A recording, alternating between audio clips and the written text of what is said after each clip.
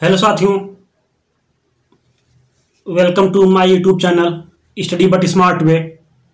आप सभी को मेरे चैनल पे यूट्यूब चैनल पे आप सभी का हार्दिक अभिनंदन और स्वागत है।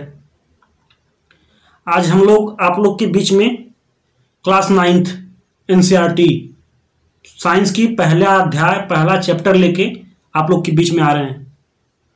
और लगभग क्लास 9th में साइंस के 15 चैप्टर हैं, 15 अध्याय, जिनको हम लोग क्रमशः कंप्लीट करेंगे। अमूमन एक चैप्टर 2 क्लासेस में कंप्लीट हो जाएंगी। और ये सीरीज आज से हम लोग स्टार्ट कर रहे हैं और ये क्लासेस आपको डेली शाम को 7 बजे तक मिलने शुरू हो जाएंगी। लगभग डेली मिलेंगी क्लासेस आपको 7 बजे से। तो आप लोग हमारे चैनल से जुड़ें। और जो बोर्ड के बच्चे हैं 9th 10th के, उनके लिए भी काफ़ी कारगर साबित होने वाली है क्लास, क्योंकि line by line NCERT cover कराई जाएंगी। और साइंस के बाद ज्योग्राफी आ जाएगा, हिस्ट्री आ जाएगा, सभी एनसीईआरटी कंप्लीट कराई जाएंगी। और एनसीईआरटी 6th to 12th कक्षा 6वीं से लेकर कक्षा 12वीं तक सारी एनसीईआरटी कंप्लीट कराई जाएंगी। तो आप लोग से अनुरोध है कि चैनल को सब्सक्राइब करेंगे, चैनल को बढ़ाएंगे और आप अपना प्यार देंगे मेरे चैनल को। तो आइए इसी के साथ हम लोग बिना देरी किए हुए चैप्टर को शुरू करते हैं। तो पहला देखेंगे, पहला अध्याय जो है ये देखिए, लिखा हुआ है कि हमारे आसपास के पदार्थ, हमारे matter in our surroundings, matter in our surroundings. आप लोग देखते हैं क्या आपके आसपास में क्या है। अभी आप लोग बैठे हुए हैं तो अभी आप लोग अपने आसपास पे नजर घुमाइए। मान लीजिए किसी रूम में बैठे हुए हैं, नजर घुमाइए तो आपके आसपास में क्या दिख रहा है। आपके आसपास में दिखेगा चारों तरफ, इधर देखेंगे आपकी अलमीरा होगी तो उधर अलमीरा दिखेगा, अलमीरा में बुक्स होंगी तो बुक्स दिखेंगे, सामने दीवार दिखेंगे, फैन दिखेगा, टेबल दिखेगा, आपका मोबाइल दिखेगा, लैपटॉप दिखेगा। मतलब आपके आसपास की वस्तुएं जो, अगर आप जहाँ बैठे हैं, जिस रूम में बैठे हैं, वहीं पर नजर दौड़ाइए तो देखिए क्या क्या मिलता है। तो आज हम लोग इस चैप्टर में इसी पदार्थ के बारे में पढ़ेंगे। आसपास के जो पदार्थ हैं, जिन पदार्थ का मैटर उत्पत्ति कैसे हुई, पदार्थ है क्या, इनके गुण क्या हैं, इस सब के बारे में हम लोग जानकारी अर्जित करेंगे इस चैप्टर में। तो आइए आगे बढ़ते हैं। तो चैप्टर है हमारे आसपास के पदार्थ, matter in our surroundings, class 9th science का पहला अध्याय matter in our surroundings. Okay साथियों, आइए स्टार्ट करते हैं। और आप लोग चैनल को प्लीज सब्सक्राइब करेंगे और वीडियो जब भी देखेंगे आप तो अपना सुझाव भी देंगे कमेंट बॉक्स में आके कि और क्या क्या इसमें करेक्शन किया जा सकता है, क्या क्या सुधार किया जा सकता है। जब भी आप आएंगे तो अपना राय और कैसा लगा आपको बताएंगे और वीडियो को ज़्यादा से ज़्यादा शेयर करेंगे। चलिए तो आइए स्टार्ट करते हैं।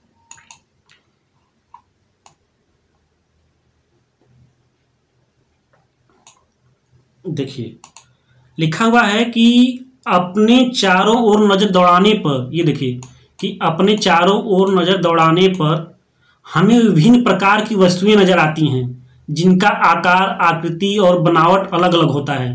आप देखेंगे कि जब आप अपने आसपास बैठे, जहां बैठे हैं, जिस रूम बैठे हैं, अगर अपने चारों तरफ नजर दौड़ा रहेंगे तो दौड़ाएंगे कि आपको जो भी वस्तुएं मिलेंगी, पदार्थ मिलेंगी, उनकी आकृति और बनावट मतलब अलग अलग हो सकती है। अब देखिए फैन जो है, पंखा, उसकी आकृति कुछ अलग है, दीवार है उसकी आकृति कुछ अलग है, आपके लैपटॉप हैं उसकी आकृति अलग है, आपकी मोबाइल है उसकी आकृति कुछ अलग है, लेकिन है सब चीज पदार्थ है।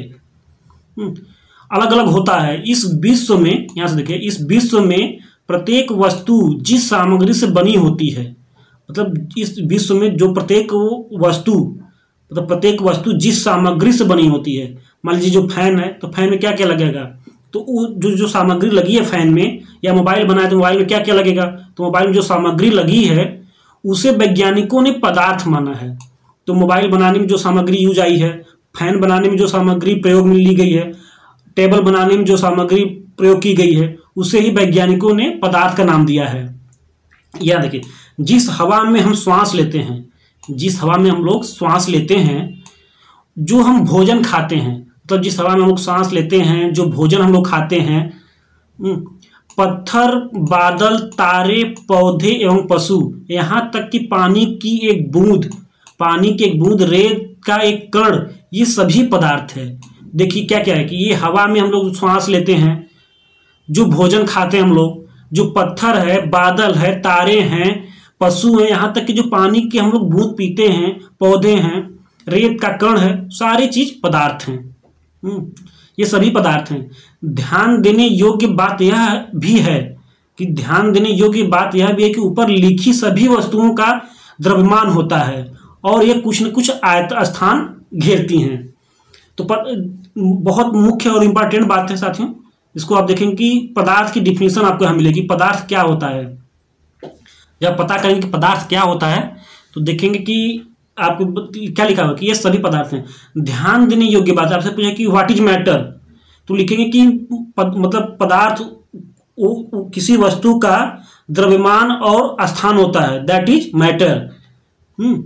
तो पदार्थ वही होगा जो कुछ न कुछ उसका द्रव्यमान होगा और वो स्थान घेरता होगा। जैसे हम लोग भी पदार्थ हैं, टेबल भी पदार्थ है, पंखा भी पदार्थ है, तो इसका एक आयतन होता होगा, एक द्रव्यमान भी होता होगा। जैसे कि चेयर है, चेयर का कुछ तो वेट होता होगा, 5 किलो 8 किलो 10 किलो कुछ तो वेट होगा, और जहां रखेंगे वो आयतन भी गिरेगा। तो पदार्थ की डिफिनेशन आप लोग लिखेंगे कि पदार्थ वह चीज है, जो पदार्थ वह वस्तु है जो कोई एक निश्चित द्रव्यमान और एक आयतन होता होगा उसका, दैट इज मैटर। फिर देखेंगे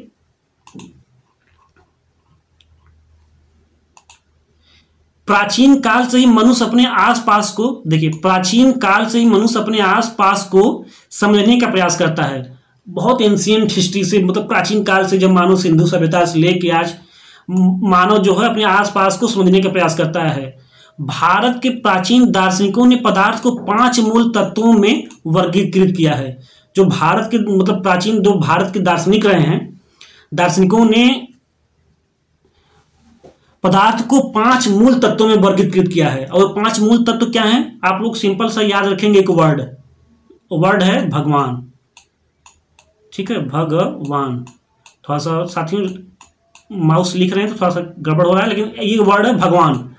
तो भगवान से क्या होगा, पहले देखिए 5 तत्व क्या क्या हैं, वायु, पृथ्वी, अग्नि, जल, आकाश। ये जो प्राचीन भारतीय दार्शनिक थे उन्होंने पदार्थ को 5 भागों में वर्गीकृत किया है। तो पहला अगर भगवान आप लोग याद रखेंगे तो आपको पता होगा कि 5 चीजें क्या क्या होंगी। तो जैसे भ से भूमि मतलब पृथ्वी, ग से गगन मतलब आकाश, व से वायु, व प्याग की मात्रा है, वा से मतलब अग्नि, न से नीर जल। तो भ से भूमि मतलब पृथ्वी, ग से गगन मतलब आकाश, व से वायु, व पा की मात्रा से अग्नि, न से नीर, नीर का मतलब जल का पर्यायवाची होता है नीर, तो नीर हो जाएगा जल। तो 5 चीजें हैं। ओके साथियों, देखेंगे कि अग्नि, जल, आकाश, उनके अनुसार आगे देखेंगे, उनके अनुसार इन्हीं 5 तत्वों से सभी वस्तुएं बनी हैं। जो प्राचीन भारतीय दार्शनिक थे उन्होंने बताया कि ये जो 5 चीजें हैं, आप सिंपल में कहेंगे भगवान। जो हो सकता है इन्हीं 5 चीजों से भगवान का वर्ड की उत्पत्ति भी हुई हो, एक नॉर्मल सी भाषा है, उत्पत्ति भी इन्हीं चीजों को लेकर हुई है कि भगवान है। तो भगवान क्या है, भगवान यही है, वायु, पृथ्वी, अग्नि, जल और आकाश, यही भगवान है। इन्हीं 5 चीजों से बता रहा है कि उनके अनुसार इन्हीं 5 तत्वों से सभी वस्तुएं बनी हैं। हम हो, आप हो, टेबल हो, कुर्सी, कुछ भी जो हमारे आसपास दिखाई दे रहा है वो इन्हीं 5 तत्वों से बना है। हमारे प्राचीन वैज्ञानिक दार्शनिकों ने बताया इस बात को। चाहे वो सजीव हो, आगे देखिए, चाहे वो सजीव हो या निर्जीव हो, उस समय के यूनानी दार्शनिकों ने भी पदार्थ को इसी प्रकार वर्गीकृत किया। उस समय के जो यूनानी दार्शनिक थे, ऐसा नहीं कि प्राचीन भारतीय दार्शनिकों ने ही 5 तत्वों को भगवान के रूप में भूमि, आकाश, वायु, अग्नि, नीर, जल के रूप में 5 तत्वों में वर्गीकृत किया। जो यूनानी दार्शनिक थे उन्होंने भी इसी 5 प्रकार में वर्गीकृत किया है पदार्थ को प्राचीन में। आगे देखिए, आगे क्या बोल रहा है, आगे बोल रहा है कि आधुनिक वैज्ञानिकों ने पदार्थ को भौतिक गुणधर्म एवं रासायनिक प्रकृति के आधार पर 2 प्रकार से, देखिए आधुनिक वैज्ञानिकों ने पदार्थ को भौतिक गुणधर्म के आधार पर एवं रासायनिक गुणधर्म के आधार पर, आप क्या देखेंगे कि भौतिक पदार्थ जो है, ये जो पदार्थ है ना, इसको 2 भागों में आधुनिक वैज्ञानिकों ने, जो प्राचीन दार्शनिक थे, चाहे यूनानी दार्शनिक रहे हो चाहे भारतीय दार्शनिक रहे हो, उन्होंने पदार्थ को 5 भागों में वर्गीकृत किया था। क्या क्या थे, आपका पृथ्वी था, धरती, उसके बाद आपका आकाश था, उसके बाद आपकी वायु थी, उसके बाद आपकी अग्नि थी, उसके बाद आपका जल था। इन 5 भागों में, चाहे यूनानी दार्शनिक रहे हो प्राचीन, चाहे प्राचीन भारतीय दार्शनिक रहे हो, इन 5 भागों में वर्गीकृत किया। लेकिन जो आधुनिक वैज्ञानिक हुए, मॉडर्न साइंटिस्ट हुए, उन्होंने पदार्थ को 2 भागों में वर्गीकृत किया, एक भौतिक गुणधर्म के आधार पर, एक रासायनिक गुणधर्म के आधार पर। तो भौतिक गुणधर्म के आधार पर और एक रासायनिक, तो यहाँ भौतिक देखेंगे और यहाँ रासायनिक देखेंगे। तो देखेंगे कि भौतिक गुणधर्म में आप क्या देखेंगे, भौतिक गुणधर्म में आप देखेंगे कि ठोस, द्रव, गैस, 3, हालांकि अब आने 5 अवस्थाएं बताई गई हैं भौतिक में, जिनको हम आगे पढ़ेंगे। अभी जो नॉर्मल चलता है 5 चीजें, वो 5 चीजों को पढ़ेंगे, देखेंगे भौतिक में 3 चीजों को, सॉलिड, लिक्विड, गैस। तो आइए इस चैप्टर में हम लोग मुख्यतः भौतिक गुणधर्म के बारे में अध्ययन करेंगे। और जो अगला नेक्स्ट चैप्टर होगा इस क्लास 9वीं की साइंस में, सेकेंड चैप्टर, उसमें हम लोग केमिकल, रासायनिक गुणधर्म के बारे में बात करेंगे पदार्थ के। तो आइए हम लोग आगे पढ़ते हैं। देखिए, ठीक है, कि इस अध्याय में हम भौतिक गुणों के आधार पर पदार्थ के बारे में ज्ञान अर्जित करेंगे। पदार्थ के रासायनिक पहलुओं को आगे के अध्याय में हम लोग पढ़ेंगे। बताया पहले ना कि इस चैप्टर में हम लोग भौतिक गुणधर्म के बारे में अध्ययन करेंगे, नेक्स्ट चैप्टर में रासायनिक गुणधर्म के आधार पर अध्ययन करेंगे। तो आइए देखिए क्या बोलता है आगे। भौतिक गुणधर्म के बारे में हम लोग अध्ययन कर रहे हैं। तो देखिए क्या है, पहली हेडिंग देखिए, आप लोग साइंस एनसीईआरटी पढ़ रहे हैं तो एनसीईआरटी के बारे में जानना भी जरूरी है। और एनसीईआरटी सभी बुकों की जननी है, कहते हैं ना कि आवश्यकता आविष्कार की जननी है। तो बाकी जो बुकें लिखी गई हैं इन्हीं एनसीईआरटी के आधार पर लिखी गई हैं। तो अगर आपके जो डाटा है, जो फैक्ट है, अगर एनसीईआरटी में क्लियर है तो आप क्लियर हैं, बाकी कुछ भी बुक, कोई बुक लिख रही हो, कोई फर्क नहीं पड़ता। तो देखिए, जो इस बुक के जो भौतिक गुणधर्म, पदार्थ के भौतिक गुणधर्म में पहली हेडिंग यहाँ देखेंगे क्या लिख रहा है।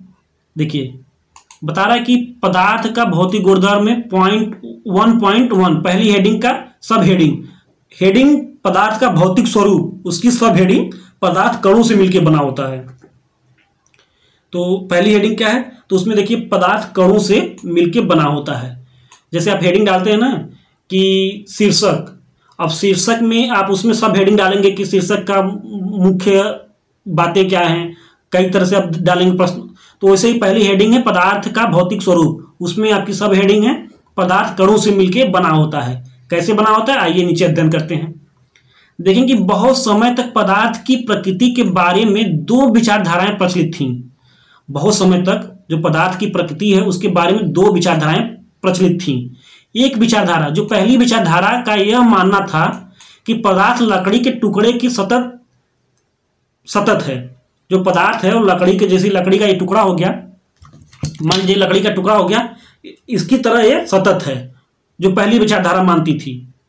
और दूसरी विचारधारा देखिए क्या है, परंतु अन्य विचारधारा, जो अगली विचारधारा थी, दूसरी विचारधारा थी, उसका मानना था कि पदार्थ रेत की कणों से मिलकर बने होते हैं। जो रेत की महीन कण होते हैं बालू के, आप लोग समझते हो कोई ऐसा नहीं हो जो बालू ना देखा हो, रेत ना देखा हो, सभी लोग बालू और रेत देखे होंगे। तो अन्य विचारधाराओं का मानना था कि पदार्थ रेत की कणों से मिलकर बने होते हैं, रेत की कणों से मिलकर बने होते हैं।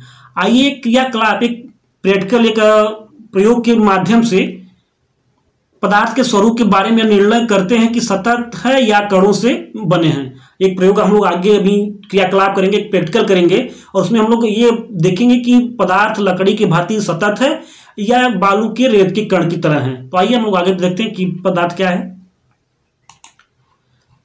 देखिए क्रियाकलाप प्रैक्टिकल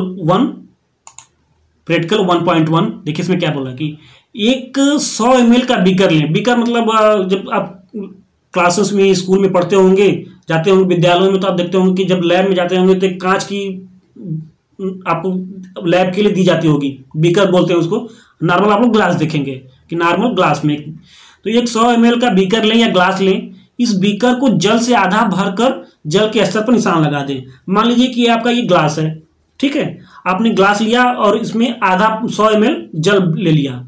100 ml जल लेके बोल रहा है कि 100 ml का बीकर लें, इस बीकर को आधा जल से भरें। मान लीजिए 100 ml का बीकर है, इसको मान लीजिए हमने आधा यहाँ तक जल भर दिया, ठीक है, आधा जल भर दिया, और उस पर जहां तक जल है उस पर निशान लगा दिया। दिए गए नमक या शर्करा को कांच की छड़ की मदद से जल में घोल दें। अब हम चाहे इसमें जो आधा जल है इसमें इस बीकर में या ग्लास में, इसमें हम लोग नमक या चीनी शर्करा लेके किसी लकड़ी छड़ से उसको घोल बना देंगे। अब देखेंगे जब घोल बनाने के बाद आगे प्रक्रिया क्या है, जल की स्तर में आए बदलाव पर ध्यान देंगे। क्या जब हम लोगों ने जो पहले 100 ml बीकर में जो जल लिया था और बाद में जब हमने उसमें एक चम्मच या जो भी नमक या शर्करा डाल के हमने घोल जब बनाया तो क्या जल के स्तर में कोई बदलाव आया?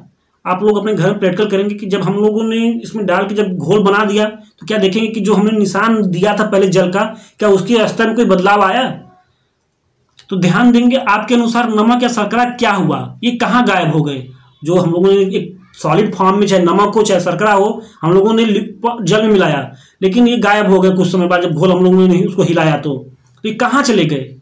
आप क्यूरियोसिटी आनी चाहिए कि आखिर कहाँ चले गए। ये भी तो पदार्थ है ही, नमक हो चीनी हो ये भी तो पदार्थ है, जल भी पदार्थ है, आखिर ये कहाँ चले गए?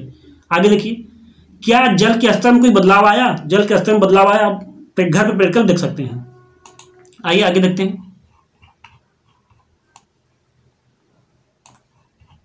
देखिए यहाँ क्या बता रहा है कि जल यहाँ तक जल मान लीजिए, जल और नमक मिलाएं, इसमें आपने नमक मिलाया, देखिए जल यहाँ तक आ गया, फिर आपने इसको हिलाया और देखिए ये जो आपको दिख रहे होंगे इसमें पीले पीले पीले पीले और ये जो ब्लू है जल के पदार्थ हैं।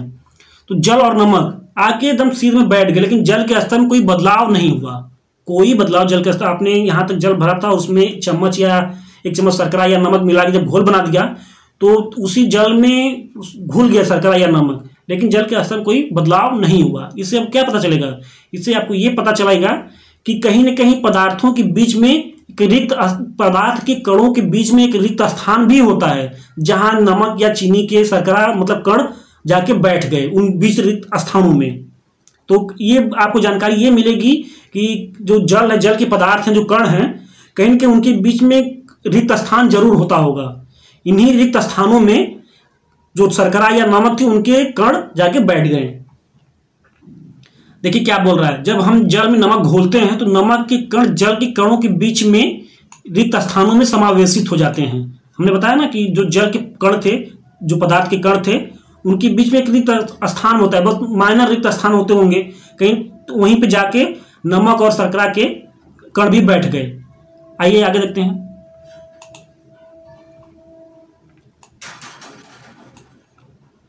अगली हेडिंग क्या बोल रहा है, पदार्थ के ये कण कितने छोटे होंगे। अब आप सोचते होंगे कि जब जल के कणों के बीच में शर्करा या चीनी के जब कण जाके बैठ गए तो क्या पदार्थ के कण कितने छोटे होते होंगे, मतलब कितने छोटे होते होंगे कि जाके उनके बीच में बैठ गए। कितना रिक्त स्थान था कि कितने छोटे थे कि उन्हीं रिक्त स्थानों में जाके बैठ गए। आपके अंदर एक क्यूरियोसिटी आ रही होगी कि आखिर कितने छोटे होते होंगे। आइए देखते क्या बता रहा है। आप देखिए दूसरा क्रियाकलाप लेंगे, दूसरी प्रैक्टिकल लेंगे, जैसे पोटेशियम परमैंगनेट या के 2 या 3 क्रिस्टल लेंगे। पोटेशियम परमैंगनेट के 2 क्रिस्टल लेंगे, इनको 100 ml पानी के घोल में मिला लेंगे। 100 ml पानी लेंगे, इनको पोटेशियम परमैंगनेट को के 2 क्रिस्टल 100 ml पानी मिला लेंगे। मान लीजिए आपने 100 ml पानी लिया, इसमें 2 या 3 क्रिस्टल लेंगे पोटेशियम परमैंगनेट के और इनको जल में मिला दिया 100 ml के। आगे देखिए क्या बोल रहा है कि इस घोल में लगभग 10 ml घोल निकालकर उसे 90 ml जल में मिला दें। अब जो आपने एक घोल तैयार किया था जिसमें पोटेशियम परमैंगनेट के 2 से 3 क्रिस्टल 100 ml जल में मिलाया था, अब इसमें से आप क्या करेंगे कि 10 ml जल निकाल लेंगे और एक दूसरे ग्लास में, मान लीजिए कि दूसरा ग्लास है, इसको मान लीजिए ये दूसरा जो ग्लास है इसमें ये 10 ml जो इसमें से निकाले थे, अब इसमें 90 ml जल लेंगे दूसरे ग्लास में और ये 10 ml इसमें मिला देंगे। फिर तीसरे ग्लास से आप क्या करेंगे कि जो दूसरे में से मिलाया था 100, अब इसमें से 10 ml निकालेंगे और तीसरे ग्लास में 90 ml जल लेंगे और इसमें 10 ml मिला देंगे। ऐसी प्रक्रिया आप 5 से 7 बार या 10 बार करेंगे तो देखेंगे कि क्या होता होगा। तो देखिए क्या बोल रहा है कि इसी उपरोक्त घोल में 10 ml निकालकर उसे भी 90 ml जल में मिला दें। इस प्रकार इस घोल को 5 से 8 बार तनुकृत करते रहें, मतलब 5 से 8 बार ऐसा करते रहें कि 100 ml जल में मिलाया, फिर उसमें से 10 ml निकाल के फिर 90 ml जल साफ पानी फिर डाला उस 10 ml को, फिर उसमें से 10 ml निकाल के फिर साफ पानी लिया, फिर उसमें 10 ml को मिलाया। तो क्या मिल रहा है, क्या जल अब भी रंगीन है? देखेंगे कि जल अब भी रंगीन। आइए प्रैक्टिकल देखते हैं आगे। देखिए ये देख रहे हैं 100 ml जल में पोटेशियम परमैंगनेट के क्रिस्टल को मिलाया, फिर इसमें से 10 ml निकाला और इसमें डाल दिया, फिर इसमें से 10 ml निकाला और इसमें 90 ml में डाल दिया, फिर 10 ml इसमें से निकाला इसमें डाल दिया, इसमें से, तो ऐसे 5 से 8 बार आप लोग करते रहेंगे। तो क्या देखेंगे कि अब अनुमान लगाइए, देखिए अनुमान लगाइए कि पदार्थ के कण कितने छोटे हैं। प्रत्येक बार तनुकृत करने पर घोल का रंग हल्का हो जाता है, फिर भी पानी रंगीन नजर आता है। देखिए क्या बोल रहा है कि पदार्थ के कण कितने छोटे होते हैं, प्रत्येक बार मिलाने पर 10 ml ही निकाल रहे हैं और 90 ml साफ पानी मिला रहे हैं, लेकिन फिर भी कहीं ना कहीं पानी का रंग बदल जा रहा है। जब पानी का रंग बदल जा रहा है तो 5 से 8 बार जब 10वीं बार भी करेंगे तब भी देखेंगे कि पानी का रंग बदल जाएगा, भले ही वो हल्का ही हो लेकिन पानी का रंग पूरी तरह बदल जाएगा। तो क्या बोल रहा है कि फिर भी पानी का रंग रंगीन नजर आता है। तो आगे देखिए क्या बोल रहा है, इस आधार पे बोल रहा है कि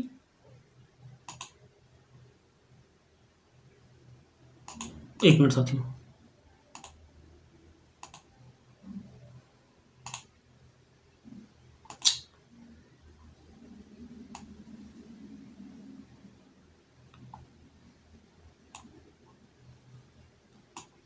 वन मिनट।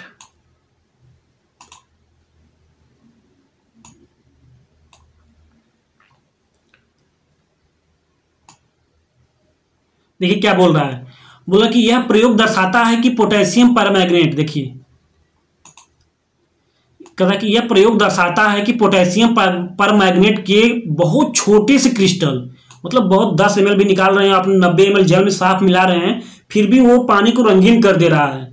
तो आप क्या देखेंगे कि 10 ml मतलब पोटेशियम परमैंगनेट के बहुत छोटे से क्रिस्टल से पानी की बहुत मात्रा 100 ml पानी रंगीन हो जा रहा है। 10 ml से क्रिस्टल के बहुत 10वें भाग में जब आप 10 ml निकालेंगे और उसके भी पानी में मिलाएंगे उसको भी, तो वो भी पानी को रंगीन कर देगा, हल्का ही रंगीन करे लेकिन कर देगा।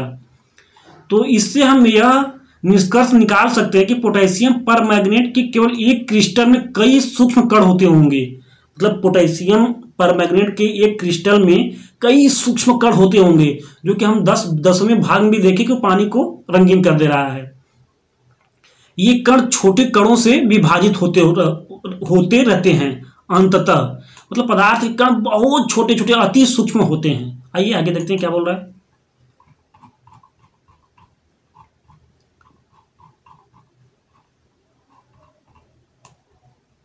देखिए कह रहा कि एक स्थिति में ये कण, देखेंगे कि एक स्थिति में ये कण और छोटे भागों में विभाजित नहीं किए जा सकते, मतलब कि इनकी एक सीमा होती है, इनसे कम में आप नहीं विभाजित कर सकते, बहुत छोटे होते हैं, अति सूक्ष्म होते हैं, लेकिन इनकी एक लिमिट होती है, उनसे ज़्यादा आप इनको नहीं विभाजित कर सकते। तो पोटेशियम परमैंगनेट की जगह 2 ml डेटाल से भी हम ये क्रियाकलाप कर सकते हैं। आपने 2 ml डेटाल से भी यह प्रक्रिया कर सकते हैं। अगर पोटेशियम परमैंगनेट आपके घर में ना हो तो आपके घर में डेटाल तो होता ही होगा, तो डेटाल से 2 ml डेटाल निकालेंगे और एक ग्लास में पानी लेंगे और उसमें 2 ml डेटाल डाल देंगे, फिर उस ग्लास से 10 ml निकालेंगे, अगली ग्लास में पानी लेंगे साफ पानी और ये 2 ml जो निकालें उसमें डाल देंगे, फिर उसी गिलास से 2 ml निकालेंगे, अगले साफ पानी में डाल देंगे। आप देखेंगे कि हर ग्लास में डेटाल की कोई ना कोई खुशबू आएगी डेटाल की। क्रियाकलाप कर सकते हैं। लगातार तनुकृत होने पर भी उसकी महक हमें मिलती रहती है, होने पर भी उसकी महक हमें मिलती रहेगी। आपने देखेंगे कि डेटाल का बहुत छोटा सा मात्रा भी हम लोग डालेंगे तो कहीं ना कहीं उसकी खुशबू मिलती रहेगी। ये क्या बोल रहे हैं, पदार्थ के कण, देखिए आप ये बाकायदे बॉक्स बना के दिया हुआ है कि पदार्थ के कण बहुत छोटे होते हैं, इतने छोटे कि हम कल्पना भी नहीं कर सकते। तो आप कह सकते हैं कि पदार्थ के कण कैसे होते हैं, पदार्थ के कण अति सूक्ष्म होते हैं, जिनकी हम कल्पना भी नहीं कर सकते कि कितने छोटे होते हैं। आगे आइए,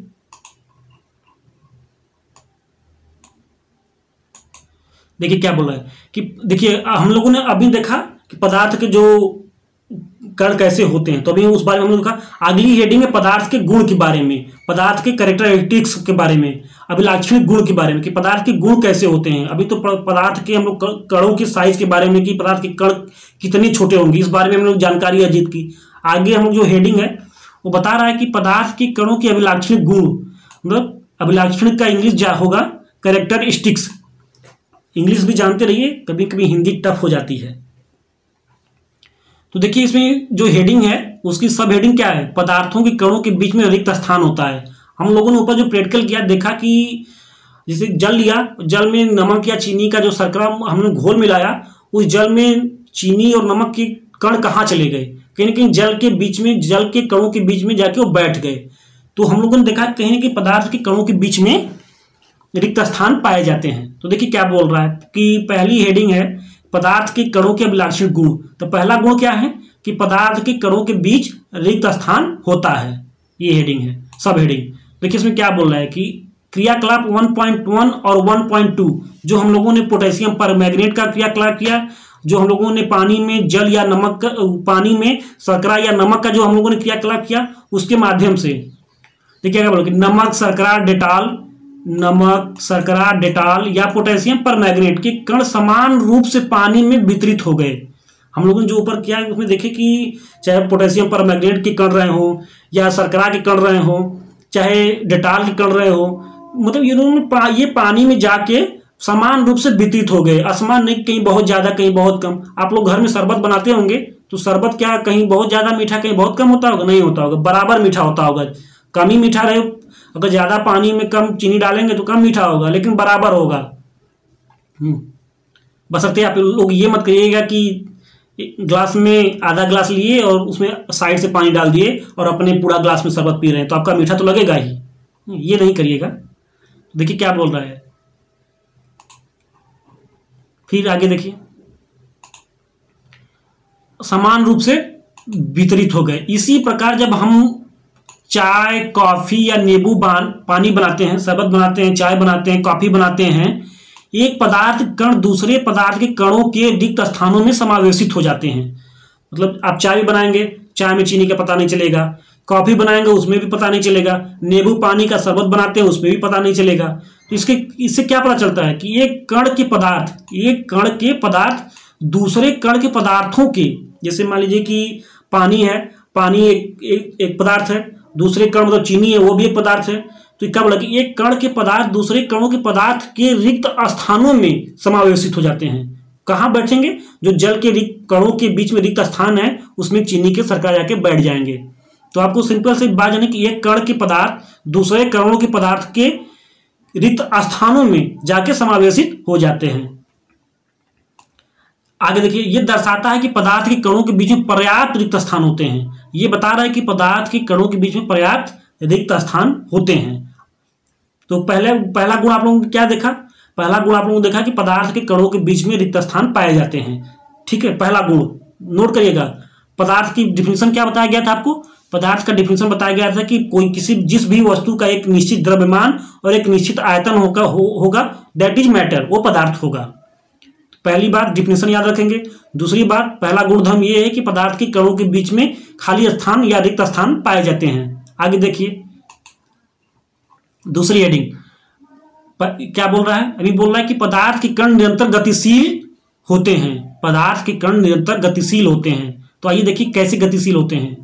देखिए पहला क्रियाकलाप हम लोग करेंगे, पहला प्रैक्टिकल करेंगे कि पदार्थ के कण कैसे गतिशील होते होंगे। तो देखिए क्या बोल रहा है कि अपनी कक्षा के किसी कोने में एक बुझी हुई अगरबत्ती रख दें।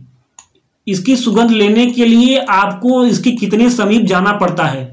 मान लीजिए कि कह रहा है कि पदार्थ के कण निरंतर गतिशील होते हैं, दूसरा गुण बढ़ रहे हैं। पहला गुण हम लोगों ने पढ़ा कि पदार्थ के कणों के बीच में खाली स्थान होते हैं। दूसरा गुण क्या बोल रहा है कि पदार्थ के कण निरंतर गतिशील होते हैं। तो आप देखिए कैसे गतिशील होता है, आपको प्रैक्टिकल कराया जा रहा है। प्रैक्टिकल पहला करेंगे कि मान लीजिए अपने जो स्टडी रूम है जिसमें आप बैठ के पढ़ रहे हैं, उसमें किसी कॉर्नर में एक बुझी हुई अगरबत्ती रख दीजिए। अब देखेंगे कि उसका सुगंध लेने के लिए, उसकी खुशबू लेने के लिए आपको उसके कितने समीप पास में जाना पड़ रहा है। लेकिन जब आप अगरबत्ती को जला दीजिए, अगर जला देंगे तो आप जहां बैठे हैं हो सकता है खुशबू अगरबत्ती की वहीं तक आ जाए या उससे दूर भी जा सकती है। तो कहीं ना कहीं पदार्थ के कण गतिशील तो होते हैं। बुझी हुई अगरबत्ती और जली हुई मोमबत्ती दोनों में खुशबू मिलेंगे। एक में हो सकता है आपको थोड़ा पास में जाके लेना हो खुशबू, एक हो सकता है कि आपके जहां बैठे वहीं तक खुशबू आ जाए। तो आगे देखिए क्या बोल रहा है कि अब अगरबत्ती जला दें तो क्या होगा। अब अपने रूम में अगरबत्ती रखेंगे, अगरबत्ती तो सभी लोग जलाए ही होंगे, आज नहीं कल कभी न कभी जलाए तो होंगे ही, तो क्या होगा, इसकी सुगंध आपको मिलती है, अपने प्रेक्षण नोट करें, अगरबत्ती जलाएंगे तो ऐसा क्यों होता होगा, आपके मन में क्यूरियोसिटी आई होगी कि जलाने पर खुशबू दूर तक क्यों जाती है और बुझी होने पर पास तक ही क्यों रहती है, बहुत पास में जाना पड़ता है, ऐसा क्यों होता होगा, आपके अंदर एक मतलब क्यूरियोसिटी आनी चाहिए कि आखिर ऐसा होता क्यों है कि जली हुई मोमबत्ती अगरबत्ती जो है वो काफी दूर तक खुशबू देती है और बुझी हुई अगरबत्ती जो है उसके पास में जाना होता है खुशबू लेने के लिए। हाँ, यही अगरबत्ती की खुशबू, वो वाली खुशबू नहीं जिसके चक्कर में आप अभी हैं, उसके लिए तो पास जाना है खुशबू लेने के लिए। आइए देखते हैं, देखिए अगला क्रियाकलाप, क्यूरियोसिटी अभी आपके अंदर है तो उसको भी शांत कराया जाएगा। अगर आ रही क्यूरियोसिटी ऐसी कि नहीं आखिर जली हुई अगरबत्ती क्यों इतना खुशबू दे रही है दूर तक और बुझी हुई क्यों पास में दे रही है, तो अगर ये क्यूरियोसिटी आ रही है तो आप समझिए तैयारी बहुत बढ़िया कर रहे हैं। तो आइए आगे बताया जाएगा, क्यूरियोसिटी को भी आपको शांत किया जाएगा, अगर जग थोड़ा सा कंट्रोल करिए अपने को, हाँ खुशबू को लेते रहिए। देखिए क्या बोल रहा है कि जल से भरे 2 ग्लास या बीकर लें, मान लीजिए जल से भरे 2 बीकर ले लीजिए, मान लीजिए 2 ग्लास हैं, पहले बीकर के एक सिरे पर सावधानी से एक बूंद लाल स्याही या नीली स्याही डाल दें। मान लीजिए पहले बीकर ग्लास में हम लोगों ने ये नीली स्याही डाल दिया, ठीक है, मान लीजिए नीला तो दिख रहा है लेकिन स्याही डाल दी, और क्या बोला, और दूसरे में शहद, मान लीजिए इस ग्लास में हम लोगों ने शहद डाल दिया, पानी इस ग्लास में पानी भरा हुआ है, पहले में हम लोगों ने लाल या नीली स्याही डाल दिया और दूसरे में हम लोगों ने शहद डाल दिया। इनको अपने घर में एक कोने में रख दें, अपने कक्षा में अपने घर में कोने में रख दें, अपने प्रेक्षण में नोट करें क्या होता है। अब जब आप दोनों ग्लास में, इसमें पानी से भरा हुआ है दोनों, इसमें आप स्याही डाल दिए नीली या लाल, आप इसमें शहद डाल देंगे, आप कुछ देर के लिए घर के किसी कॉर्नर में रख दीजिए, आप क्या देखेंगे, अपने जो भी देखेंगे उसको आप बताइएगा। आगे हम भी बता रहे हैं, आप लोग भी कमेंट बॉक्स में आके बताइए क्या आपने प्रैक्टिकल किया और किया तो आपको क्या मिला। देखिए आइए प्रैक्टिकल करने के बाद क्या मिला बताते हैं।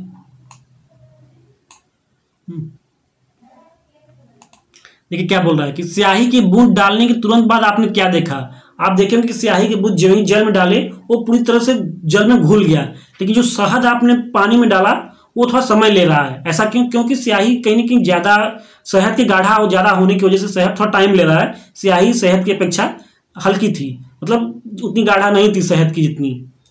आप देखेंगे कि शहद की बूंद डालने के तुरंत बाद आपने क्या देखा, आपने देखा कि शहद टाइम ले रहा है घुलने में, स्याही बहुत जल्दी घुल गई, आपने ये देखा।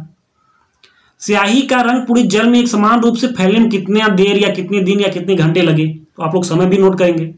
आइए अगले क्रियाकलाप को देखते हैं। 2 क्रियाकलाप हम लोगों ने देख लिया, एक में हम लोगों ने स्याही डाल के देख लिया और एक में हम लोग क्या किया बताइए, अगरबत्ती रख के देख लिया। तो अभी तक जो हम लोगों ने पहला गुणधर्म देखा कि रिक्त पदार्थों के कणों के बीच में रिक्त स्थान पाए जाते हैं। दूसरा गुणधर्म हम लोग देख रहे हैं कि पदार्थ के कण निरंतर गतिशील होते हैं। तो गतिशील के प्रयोग में हम लोगों ने पहला प्रयोग देखा कि एक कॉर्नर में रूम के अगरबत्ती, बुझी हुई अगरबत्ती रखे और फिर जला के रखे, दोनों में क्या अंतर पाया गया।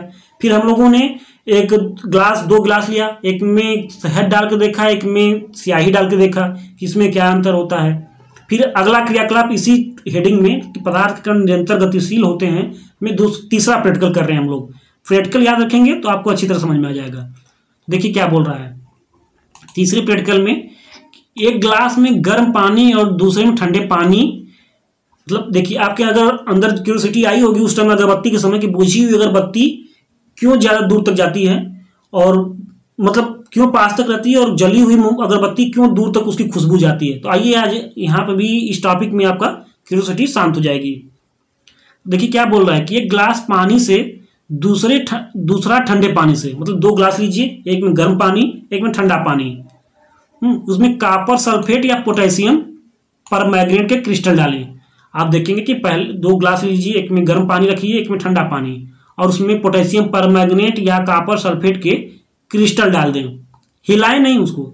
2 ग्लास लीजिए, ये गर्म पानी है ठंडा पानी है, इसमें पोटेशियम परमैंगनेट या कॉपर सल्फेट के दोनों में डाल दीजिए और उसको हिलाएं नहीं, चुपचाप रख दें। क्रिस्टल को सतह पर बैठने दें, चुपचाप रख देंगे। जो क्रिस्टल डाले हैं कॉपर सल्फेट के या पोटेशियम परमैंगनेट के, उनको सतह पर बैठने देंगे और फिर क्या देखेंगे, ग्लास में ठोस क्रिस्टल के ठीक ऊपर क्या है, क्या दिखाई देता है? आप देखेंगे जो क्रिस्टल डाले हैं उसके ऊपर क्या दिखाई देगा, प्रेटर करेंगे। समय बीतने पर क्या होता है, इससे ठोस और द्रव के कणों के बीच में क्या पता चलता है। देखेंगे कि जो ठोस चीजें डाले हैं और द्रव डाले हैं तो उसमें उनके बीच में क्या अंतर मिलता है। फिर आगे देखेंगे, क्या तापमान के साथ मिश्रित होने की दर बदलती है, क्यों और कैसे। आप ये देखेंगे कि जब आपने कॉपर सल्फेट या पोटेशियम परमैंगनेट के जो क्रिस्टल डाले थे ठंडे पानी में, गर्म पानी में, आप लोग देखेंगे कि गर्म पानी के जो क्रिस्टल हैं वो ज्यादा तेजी से घुलेंगे ठंडे पानी के अपेक्षा। तो यही बातें हैं कि जो अगरबत्ती जो आप कार्नर में रखे थे, जब उसको जला देंगे तो उसके कण ज्यादा तेजी से गतिशील होंगे अपेक्षाकृत बुझी हुई अगरबत्ती से। तो कहीं ना कहीं ये सही आप लोग सही कहेंगे कि क्या तापमान के साथ मिश्रित होने की दर बदलती है। जी हाँ, अगर तापमान ज्यादा है तो जो मिश्रण की दर होगी वो ज्यादा होगी, तेज गति से होगी। अगर तापमान कम है, पानी ठंडा है, तो जो मिश्रण की दर होगी अपेक्षाकृत कम होगी। तो सिंपल सी बात है। एक मिनट थोड़ा सा पानी पी लेते हैं। तो आप लोगों ने अभी तक क्या सीखा? आप लोगों ने देखा कि तापमान कणों की गतिशीलता पर प्रभाव डालता है, डायरेक्टली प्रभाव डालता है। अगर तापमान ज्यादा है तो कणों की जो गतिशीलता होगी ज्यादा तेज होगी, और जो अगर तापमान कम है तो कणों की गतिशीलता अपेक्षाकृत कम होगी। ओके साथियों,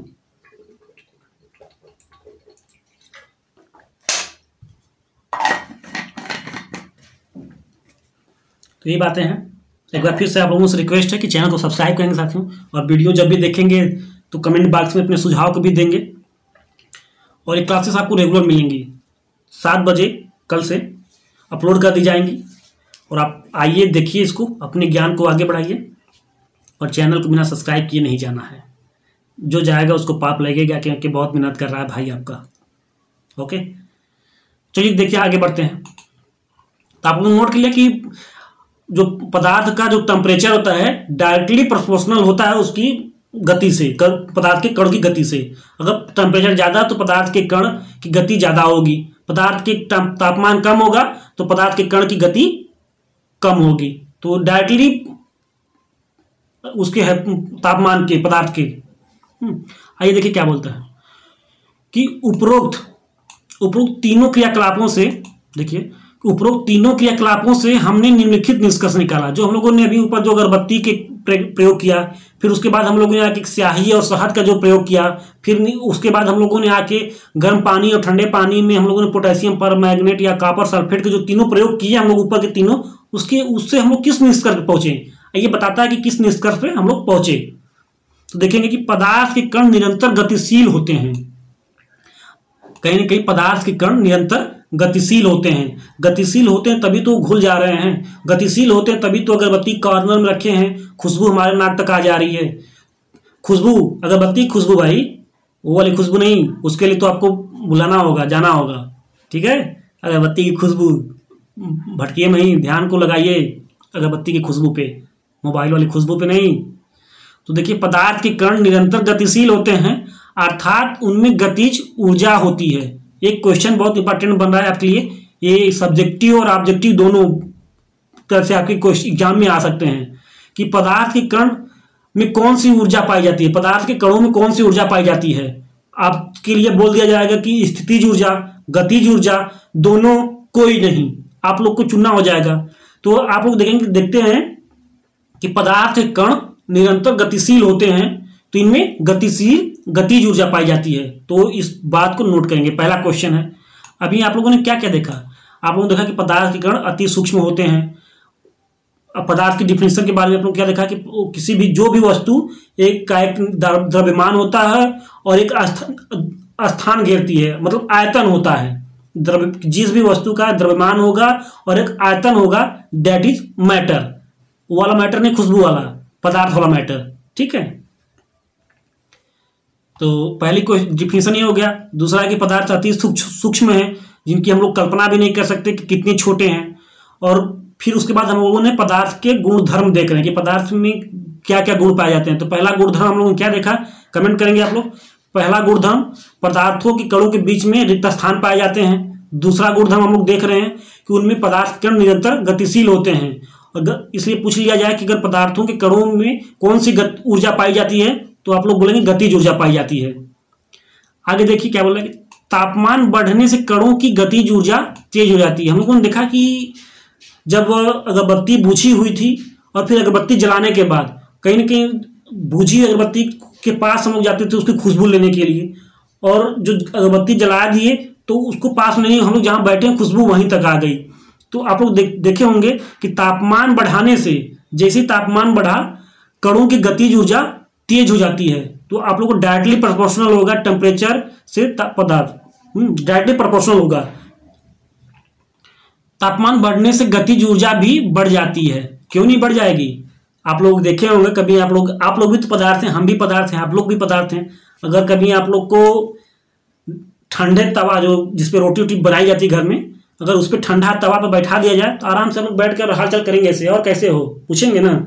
लेकिन जिਵੇਂ ही अगर उस तवा को गर्म कर दिया जाए, गर्म करके अगर आपको बैठाया जाए, तो देखिए फिर आपकी गतिज ऊर्जा क्या होती है उस टाइम। इमेजिन भी नहीं कर पाएंगे कि क्या गतिज ऊर्जा है। कभी प्रैक्टिकल करिएगा घर में गर्म तवे पर बैठ के, और बताइएगा कि गतिज ऊर्जा क्या है उस टाइम आपकी होती है। तो पदार्थ के कण निरंतर गतिशील होते हैं, अर्थात उनमें गतिज ऊर्जा। यहां तक हम लोगों ने देख लिया था। देखिए आगे क्या बोल रहा है, आगे बोल रहा है कि उपरोक्त तीनों क्रियाकलापों में हमने देखा कि पदार्थ के कण, उपरोक्त जो हम लोगों ने तीनों क्रियाकलाप देखा, अगरबत्ती का क्रियाकलाप देखा, हम लोगों ने स्याही और शहद का क्रियाकलाप देखा, हम लोगों ने गर्म पानी और ठंडे पानी में कॉपर सल्फेट या पोटेशियम परमैंगनेट के क्रिस्टल को मिला के देखा। तो हम लोगों ने ऊपर जो तीनों क्रियाकलाप किए उसमें हम लोगों ने क्या देखा, हमने देखा कि पदार्थ के कण अपने आप ही, जो पदार्थ के कण हैं अपने आप ही एक दूसरे के साथ अंतः मिश्रित हो जाते हैं। मतलब आपने जो क्रिस्टल लिया, पानी लिया, उसमें आपने चीनी या जो भी सरकार घोल चीनी डाले, वो पदार्थ कण मतलब स्वतः ही एक समय के बाद, एक समय लेंगे, समय के बाद स्वतः ही उसमें मिश्रित हो जाते हैं, अंतः मिश्रित हो जाते हैं। उसको मिलाने की भी जरूरत नहीं पड़ेगी। जल्दबाजी में है तो थोड़ा सा उसको हिलाएंगे, लेकिन अगर आप उसको रख दें तो समय लेगा, लेकिन वो स्वतः अंतर मिश्रित हो जाएगा। फिर ऐसा कणों के रिक्त स्थानों में समावेश के कारण होता है। ऐसा क्यों होता है? जब जल के जो पदार्थ कण थे उसमें जो रिक्त स्थान होता है, उसमें जाके चीनी की जो शर्करा थी, शर्करा चीनी, उसके कण उसमें बैठ गए। तो ऐसा जो पदार्थों के कणों के बीच में जो रिक्त स्थान होता है, दूसरे पदार्थ के कण उसमें जाके बैठ जाते हैं। इसी वजह से ऐसा होता है, समावेशित होते हैं। दो विभिन्न पदार्थ, दो अलग अलग पदार्थ, मान लीजिए कि एक चीनी हो गया, एक जल हो गया। दो विभिन्न पदार्थ, एक गिलास जल हो गया, एक में चीनी हो गया, कि कणों का स्वतः मिलना ही विसरण कहलाता है। अभी पूछ लिया जाता है एग्जाम में कि क्वेश्चन क्या आ सकता है कि विसरण किसको कहते हैं।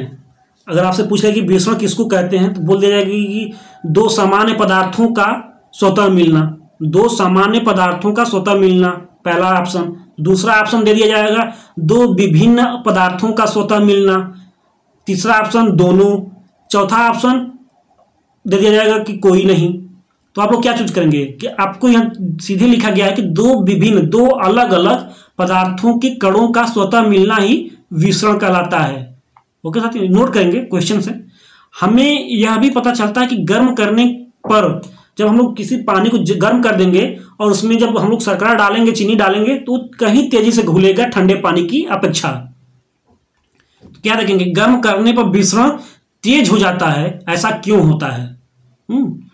ऐसा क्यों? हम लोगों ने यह भी देखा कि गर्म पानी में हम लोगों ने चीनी को डाला तो उसका जो विसरण है, उसका जो घोल है, घुलने की तेजी है, वो काफी तेज होती है। ऐसा क्यों? ऊपर हम लोगों ने देखा कि तापमान ज्यादा होने पर पदार्थ के कणों में गतिज ऊर्जा बढ़ जाती है। ऊपर हम लोगों ने देखा कि जब टेम्परेचर ज्यादा होगा तो पदार्थ के कणों की गतिज ऊर्जा बढ़ जाती है।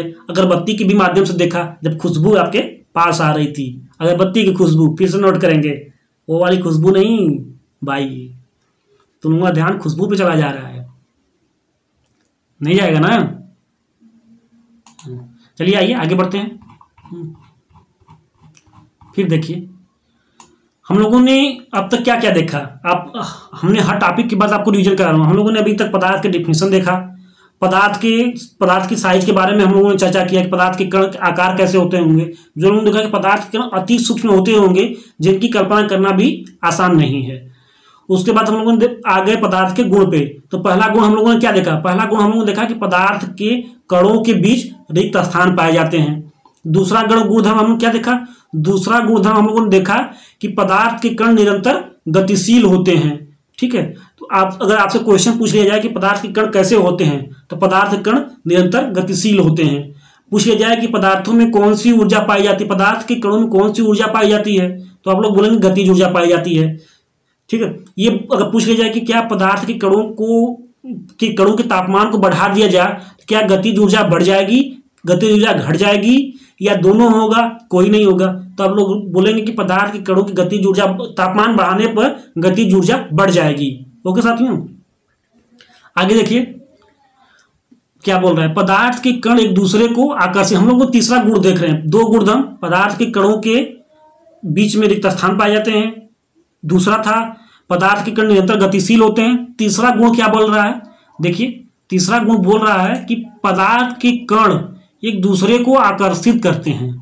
बोल रहा है कि पदार्थ के कण एक दूसरे को आकर्षित करते हैं। कैसे आकर्षित करते हैं? देखिए कैसे आकर्षित करते हैं। खुशबू आपको आकर्षित करती है कि नहीं? बताइए बताइए, खुशबू आपको आकर्षित करती है या नहीं? अगरबत्ती खुशबू, दिमाग चला जा रहा है तुम लोगों का। बहुत शातिर हो तुम सब, छोड़ो शातिराना। हाँ, अगरबत्ती की खुशबू पे आ जाओ। तो बताइए, खुशबू भी तो पदार्थ ही है, आप भी पदार्थ हो। खुशबू आकर्षित कर लेती है? बताओ बताओ, खुशबू आकर्षित करती है या नहीं? लिख के बताओ कमेंट में।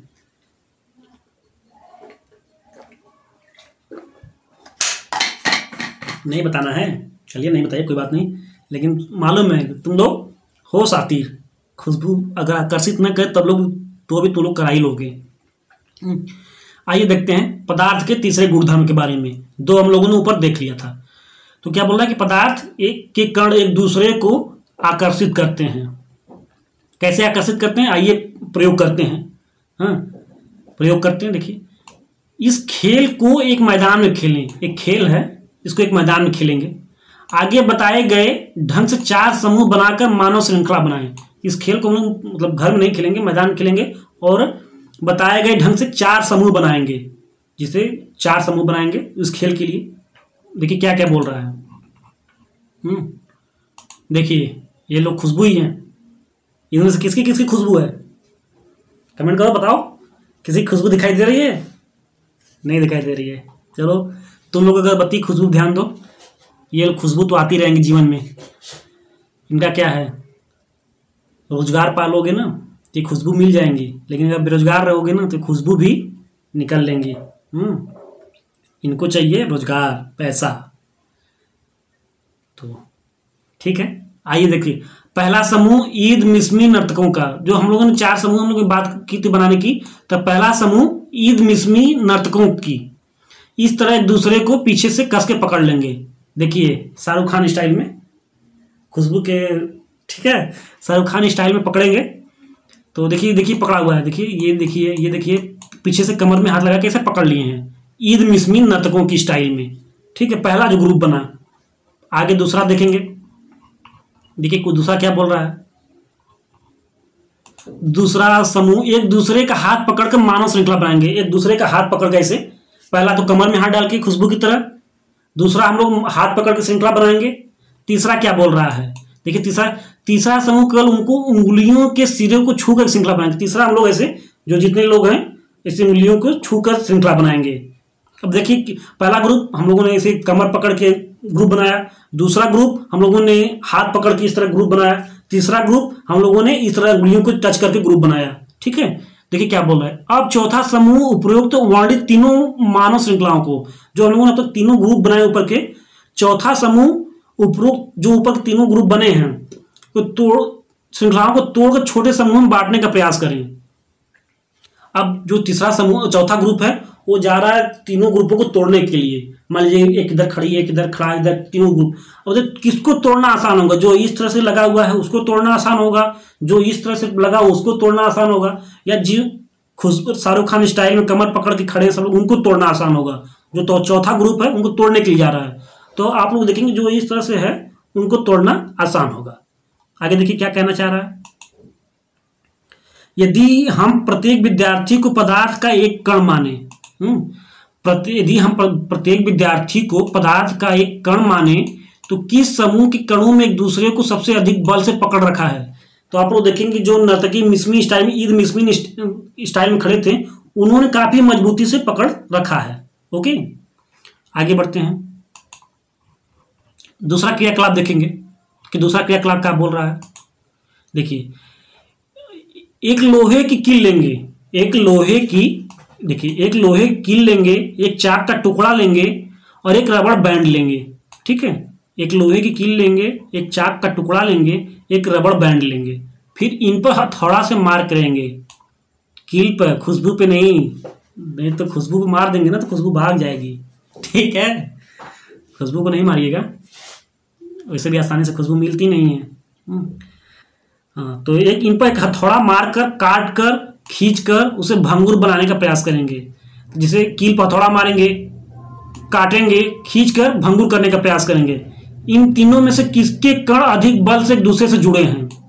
इन तीनों में से किसके कण अधिक से जुड़े होंगे? तो आप देखेंगे कि अगर आप रबड़ को खींचेंगे, लोहे को खींचेंगे, रबड़ चाक के टुकड़े पर, तो आप जब प्रैक्टिकल करिएगा तो आप देखेंगे कि इनमें किसके बल अधिक तेजी से जुड़े हैं।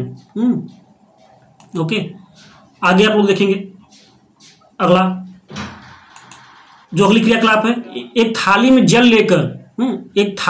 लेकर उसे उंगली से काटने का प्रयास करेंगे। ठीक है, एक थाली ले लीजिए, उसमें जल ले लीजिए, उसको काटने का प्रयास करेंगे। क्या जल की सतह कट सकती है? देखिए क्या बोल रहा है कि एक थाली में जल लेकर उसे उंगली से काटने का प्रयास करें।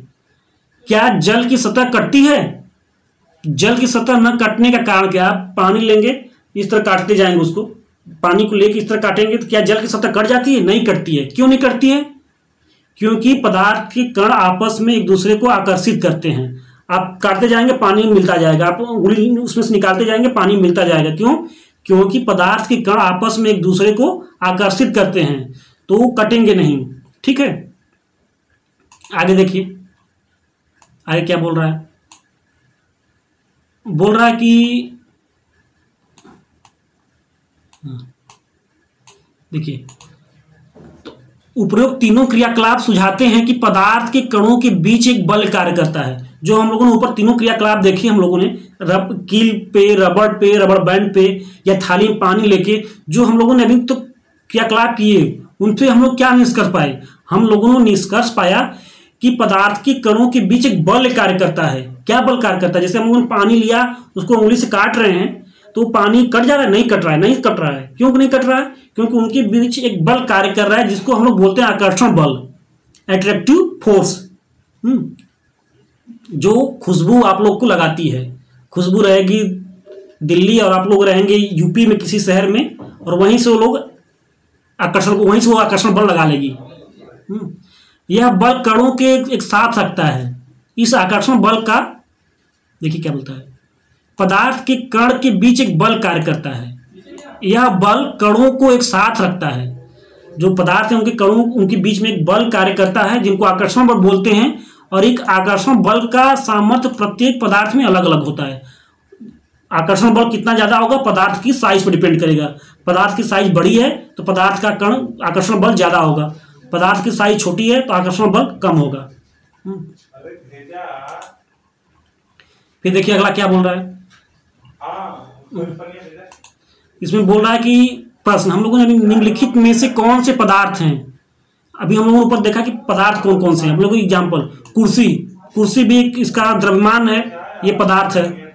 वायु ये भी पदार्थ है, क्योंकि कहीं ना कहीं इसने कोई पदार्थ नहीं है। गंध भी पदार्थ है। घृणा ये कोई पदार्थ नहीं, घृणा कितना करता है ये कोई पदार्थ नहीं है, न कोई स्थान घेरता है। बादाम ये तो पदार्थ है। विचार विचार भी नहीं कोई पदार्थ है। विचार हम लोग क्या कर रहे हैं, आप क्या विचार कर रहे हैं, आप खुशबू के बारे में सोच रहे हैं, तो कोई पदार्थ है? नहीं पदार्थ है। फिर आगे देखेंगे शीत, यह भी पदार्थ है, विचार पदार्थ नहीं है। फिर नींबू पदार्थ है, पानी पदार्थ है, इत्र पदार्थ है, सुगंध भी पदार्थ है। आगे देखिए, निम्नलिखित प्रेक्षण के कारण बताइए।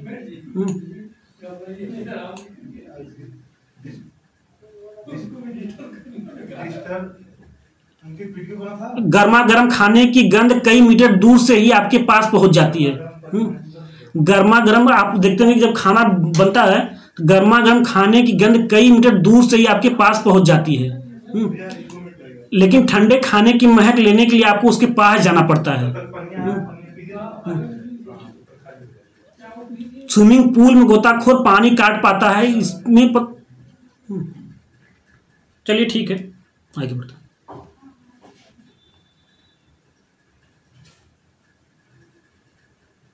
चैनल को सब्सक्राइब करेंगे थोड़ा सा।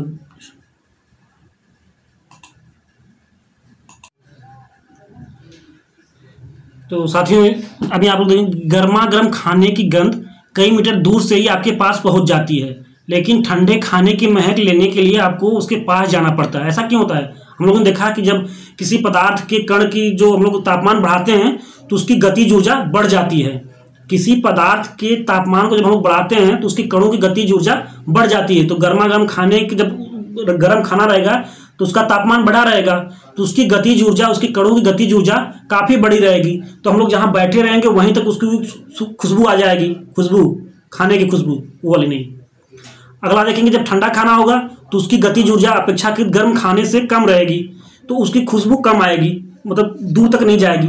अगला देखेंगे कि स्विमिंग पूल में गोताखोर पानी काट पाता है, इससे पदार्थ का कौन सा गुण प्रेक्षित होता है? आप देखेंगे पदार्थ, जब आप गोताखोर देखेंगे कि पानी को काट पाता है, ऐसा क्यों काट पाता है, कौन सा गुण प्रेक्षित होता है? तो आप लोग देखेंगे कि आकर्षण बल, ठीक है, तीसरा जो गुण हम लोग देखे थे, आकर्षण बल, अट्रैक्टिव फोर्स, ठीक है। पदार्थ के कणों क्या विशेषता होती है? पदार्थ के कणों क्या विशेषता होती है? हम लोगों ने देखा कि पदार्थ के कण अति सूक्ष्म होते हैं। पदार्थ क्या होता है? पदार्थ देखेंगे कि पदार्थ मतलब जो वस्तु कोई का एक निश्चित द्रव्यमान होता है, एक निश्चित आयतन होता है, दैट इज मैटर, पदार्थ होता है। पदार्थ के कण अति सूक्ष्म होते हैं। पदार्थ के हम लोग गुणों के बारे में हम लोग बात किए, तो पहला गुण था कि पदार्थ के कणों के बीच में रिक्त स्थान पाए जाते हैं। दूसरा गुण था कि पदार्थों के कण निरंतर गतिशील होते हैं। तीसरा गुणधर्म यह था कि पदार्थ के कण एक दूसरे को आपस में आकर्षित करते हैं। तो हम लोगों ने पदार्थ के अभी गुणधर्म के बारे में देखा, तो इनको आप नोट करेंगे। आप ये देखेंगे कि पदार्थों के कणों के बीच में कौन सी ऊर्जा पाई जाती है, तो आप लोग गतिज ऊर्जा बताएंगे। और क्या पदार्थ का तापमान बढ़ाने पर उनकी गतिज ऊर्जा बढ़ेगी, घटेगी, क्या होगा? तो आप लोग देखेंगे पदार्थ के कण तापमान बढ़ाने पर गतिज ऊर्जा कम होगी, नहीं बढ़ेगी, सॉरी, गतिज ऊर्जा बढ़ेगी। तो आज हम लोग यही क्लास को ओवर करते हैं साथियों, और जब भी आप वीडियो देखेंगे तो उनको सब्सक्राइब करेंगे और आगे ले जाएंगे। उम्मीद करते हैं कि आप लोग अपना प्यार मोहब्बत देंगे चैनल को, सब्सक्राइब करेंगे चैनल को। चलिए आज की क्लास यहीं ओवर करते हैं। नमस्कार साथियों, ओके।